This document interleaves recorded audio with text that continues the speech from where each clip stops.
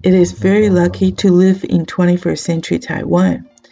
People not only live in a free island with affordable health care, warm weather, and can enjoy exceptional democracy.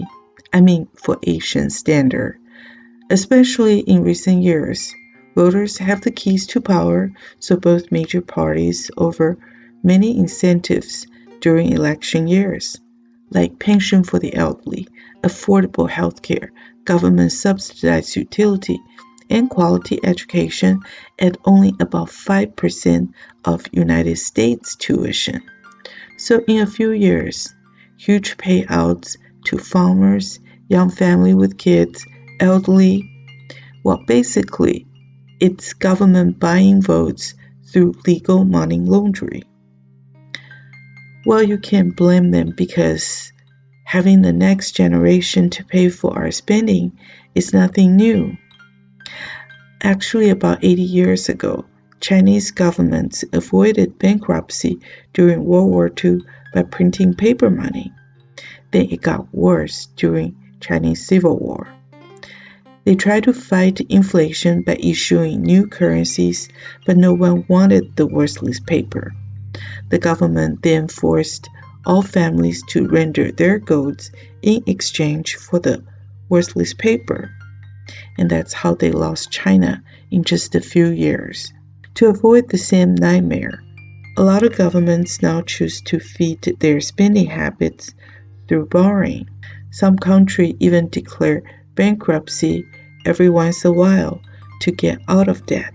While in Taiwan, major changes during the last 30 years turned the country with the number one foreign reserves into a country heavy in debts. So, did the heavy borrowing makes our life better? I don't think so, because there are so many protests and unrests all over the world. Like in France, the Yellow Jacket movement is still protesting in the street after almost a year, while Hong Kong's bloody protests have brought Hong Kong's economy to a halt.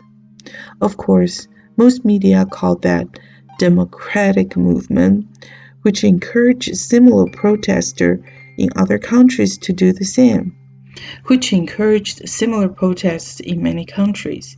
And just when our team landed in Argentina for the Antarctica cruise, they were greeted by a street full of protesters.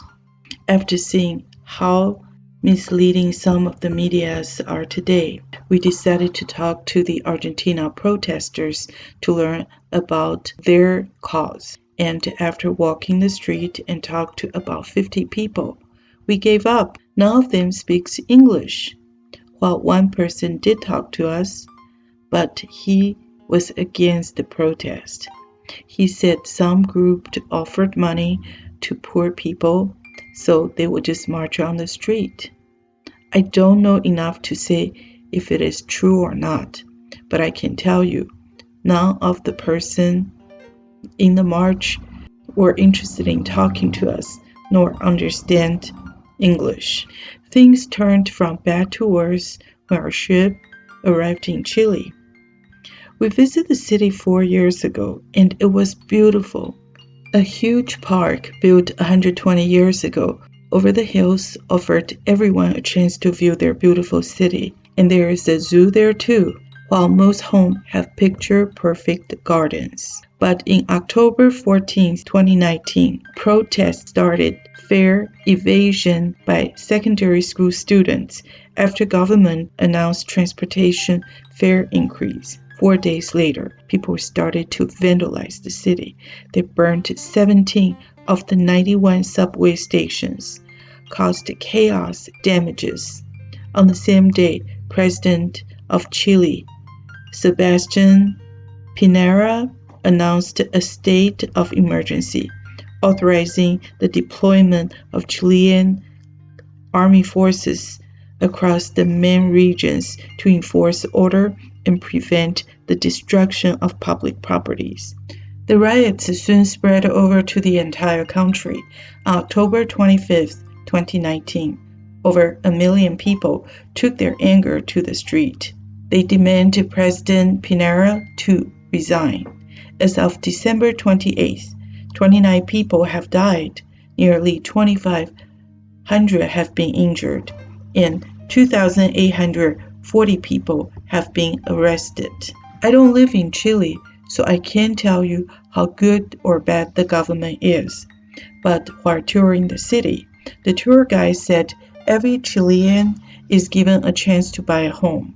An average home is only about 100,000, and I learned that many Americans come here to study because the tuition is very cheap compared with United States. And the tour guide said to qualify buying a home with government subsidized loan, you need to stay in a home for 5 years before renting or selling it. So they encourage everybody to have their home. That actually sounded pretty good if you ask me, but not good enough for the many protesters. Santiago, a city with one of the most advanced and beautiful subway system in Latin America, is now a city under siege by its own citizens. Banks and stores are boarded up. Even churches have to close because protests covered the hundreds of years old artwork with graffitis. That's when I realized how we got 80% off bargain on cruise fare and hotel fees. Many people canceled their trips due to the riots. In the street next to the hotel, streets once covered with flowers now are covered with hate languages. We spoke to an owner of a Chinese restaurant.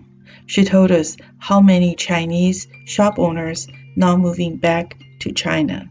She said she had to keep the restaurant open because she can't afford to close it, but she will shut the door during protests because if they don't, protesters may run into her store with police chasing after them. They will make a mess, break the restaurant and the furniture, and she will be stuck with the bill.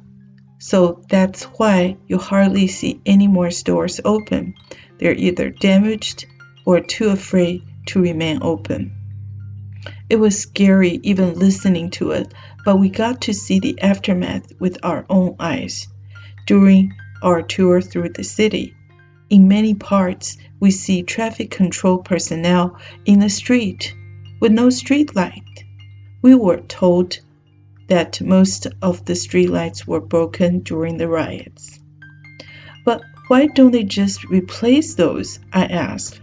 The guide said, because they will be broken again if we put it up.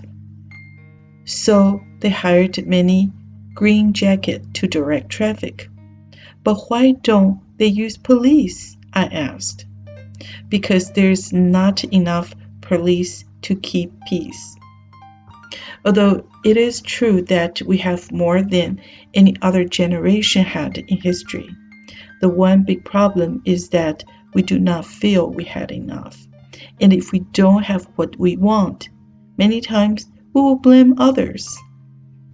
With some push from the media or people around us, we can become the person we look down upon. Do not think we are safe from riots, safe from problems. 3 months ago, Santiago Chile has Latin America's tallest skyscraper and has advanced subway systems and a happy community. Now it is a city few dare to walk after dark. What can we do? Chile is half a world away. We can't help even if we want to. Plus, we have enough problems to deal with ourselves. Well, I don't know what you can do, but I would like to share a poem with you. When I was a young man, I wanted to change the world. I found it was difficult to change the world, so I tried to change my nation. When I found I couldn't change the nation, I began to focus on my town. I couldn't change the town as an older man. I tried to change my family. Now, as an old man, I realize the only thing I can change is myself. And suddenly I realized that if I had long time ago changed myself, I could have made an impact on my family. My family and I could have made an impact on our town. Their impact could have changed the nation, and I could indeed have changed the world.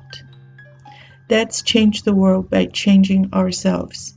This is Sherry Wen. Thank you for watching.